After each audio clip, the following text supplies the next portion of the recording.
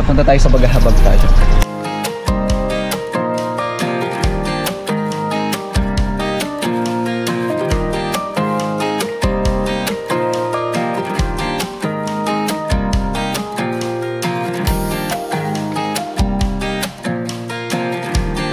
Ayan, pasaba kaagad si Reggie.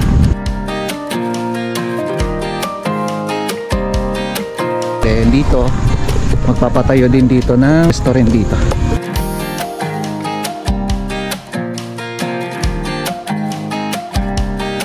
So, ROAS 5 project update. May mga konting retouch lang. Ay, nagtatanong iba, bakit daw pa ulit-ulit? Sa wall natin, gumamit kami dito ng ngayon, mga kamusta, yung finish na yan.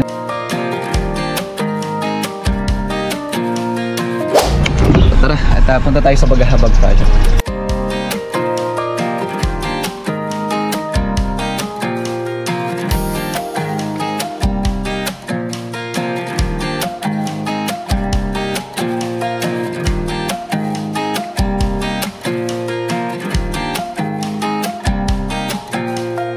Ayan, pasaba kaagad si Reggie sa hukay kasi maputik ngayon.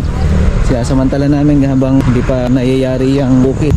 So dito sa may part na to, kakalapit lang ho na footing to. Kaya nga nung nandito ay itatayo nating building o sakali. Ito na, part na to. Bali, ito kasi magiging dalawang stall. Kaya yun ang gagawin natin. Fence for the meantime, habang wala pa yung building, tapos nakaabang na siya para dun sa may poste nung second floor natin o kaya yung building na gagawin natin, no? So dito yung inuuna namin hukayin habang sabi ko wala pa yung ating bukid, hindi pa nila ginagalaw.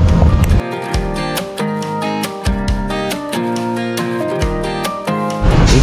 So dito sa part na to, bakod na to, tapos doon yun na yung footing natin ng para dun sa building na ipapatayo para makatipid minsanan ng trabaho, minsanan ng gasto. Footing pa lang, nakaprepare na yan para dun sa may ipapatayo yung building. Then dito, magpapatayo din dito ng restaurant dito or building din lang, alam kung stall o ano man. Ito gigibay na rin natin to, itong pwesto sana, pero hindi pa kasi ito na sukat dati. Pero bago tayo nag-start, nagpa-relocate muna tayo. So dito yung mohon. Ayan. Pag ganyan yung building niya, ang magiging column natin dito sa gitna mas malaki. Gawa nga nung 5 meters yung distance nito, or 5 meters kada isang building. Actually nandun yung mga plano at abangan nyo na lang mga kamusta.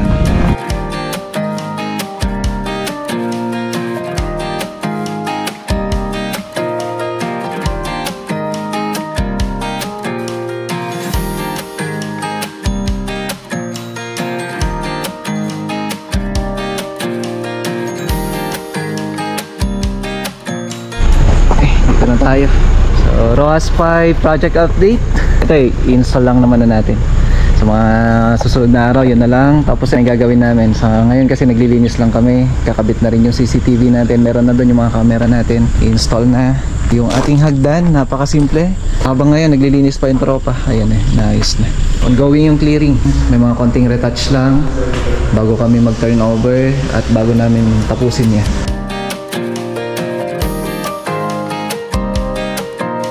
Ayan, kakabit na rin ng mga cove natin. Ayun, yan yung cove natin. Yung mga ibang pin lights kasi pinapaayos ko kasi may mga kailangan kami palitan. Ayan, mga pin lights natin. Yung sa taas, check na rin natin. Ayan, ongoing yung paglilinis. Tricolor. Magandaan kasi ng tricolor mga kamusta. Ayan. Pwede kang mamili. Ganon din dito. Ayan, kakabit lang naman na yan. So mga pin lights natin ayos na rin. Sa mga strays.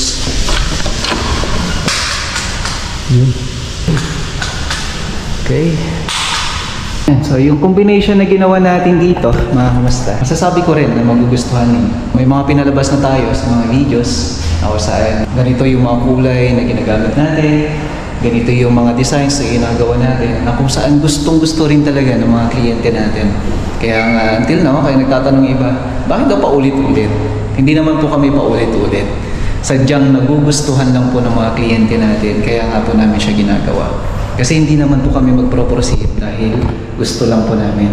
Kasi may mga projects na kung saan gusto ko yung ginawa mo doon sa kabila. Gusto ko yung ginawa mo dito. Gusto ko yung ceiling na design mo na to. Gusto ko yung kulay na nilagay mo dito.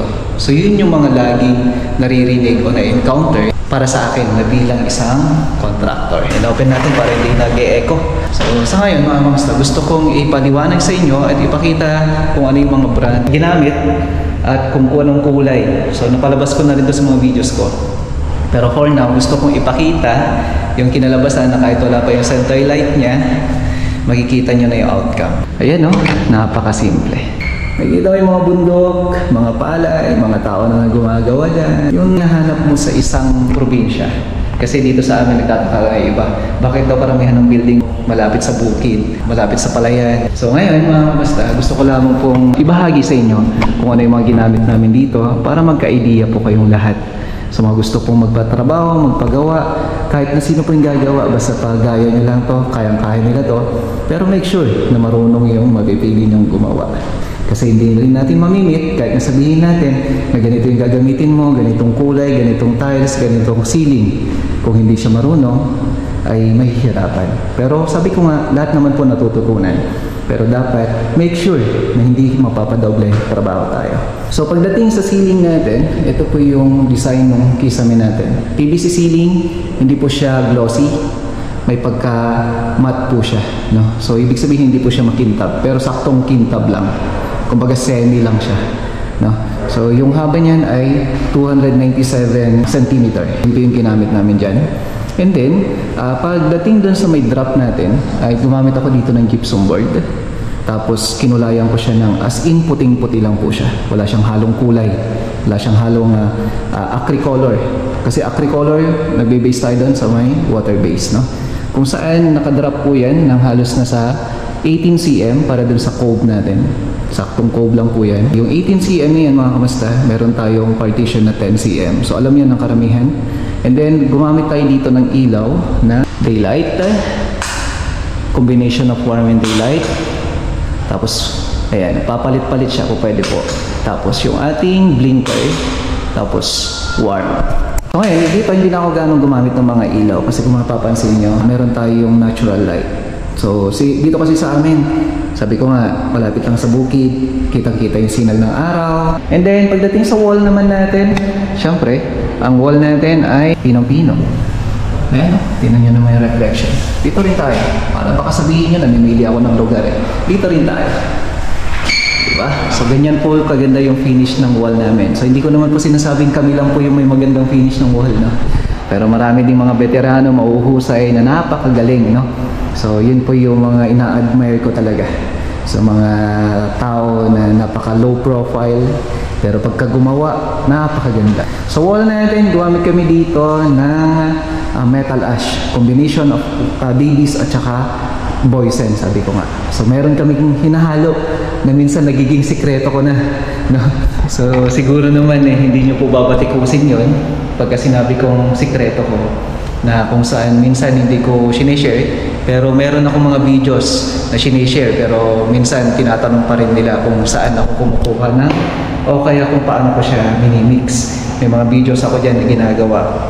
Pero sabi ko minsan tinatanong pa rin nila. Ngayon, mga kamusta, yung finish na yan ay pwede mo i-combine sa kahit anong kulay ng ilaw. Ayan o. Pansin nyo po ba? Malamig pa rin sa mata kahit na warm yung gagamitin natin. Kasi pag warm kasi, mababalance pa rin ng kulay ng ating wall. So dapat yun yung pinag-aaralan natin. No? So hindi po pwede pagka gusto ni kliyente ay kulay blue, violet.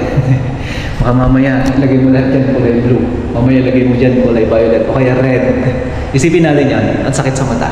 So ngayon, mamili ka ng isang kulay na magiging signature mo rin na kung saan nahanap-hanapin ng mga kliyente mo. Ganun kasi yung ginawa natin. Kung saan ito yung hinahanap-hanap nila na sabi nga nila napakaganda, napaka-smooth. No?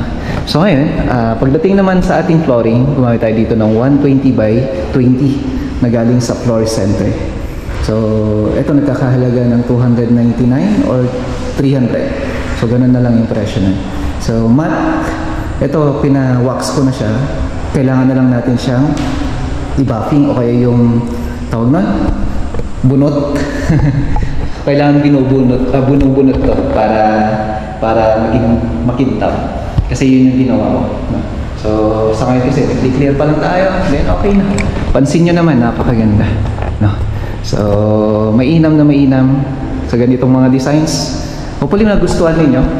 At kung gusto niyo ng mga ganito, pwede ko kayong gawan ng ganito. Gusto niyo mag-inquire, comment down below or kaya PM niyo po sa ating page, The Allen Builders, The Allen Builders Vlog, at saka dun sa Dubs Construction Supply, po pwede po yan. Okay? So, ayos. Okay, tara. At meron yung mga order ko ngayon ng scaffoldings o kaya mga GI pipes na gamitin natin sa ating mga projects. Kung sakali gusto niyo rin mag-order, pwede po. A to G scaffoldings. Tanggal na po? Tanggal na? Okay na. Ano, naibaba na lahat? Hinigit lang namin eh. Ayun oh. Okay. So 55 pieces yung kinuha natin.